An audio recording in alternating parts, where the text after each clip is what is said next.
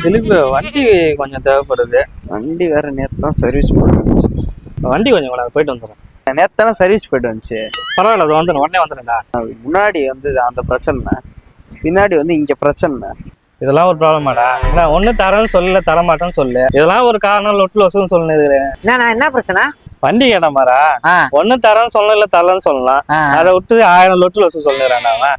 அண்ணா அப்படிலாம் சொல்ல மாட்டேண்ணா, நம்ம பையனா அவன். என்ன திலீப் சர்வீஸ் போயிட்டு வந்துச்சு, அதானே சொன்னேன். என்ன இருந்தாலும் நம்ம தம்பி அவன், புரியுதா?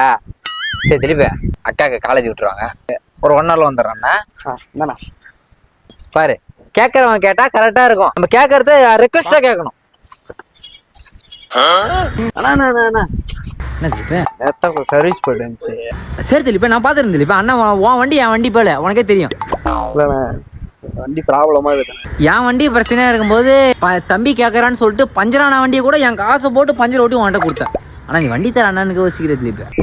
சரி போனா, நான் பார்த்துறேன் போனேன்.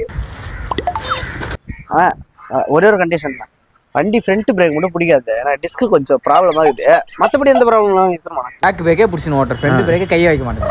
அதேமாரி பேக் பிரேக்கும் கொஞ்சம் பிடிக்காது. ஏன்னா கொஞ்சம் பிரேக் ஷூ போயிடுச்சு கொஞ்சம், அதனால கொஞ்சம் வேற ஒன்று.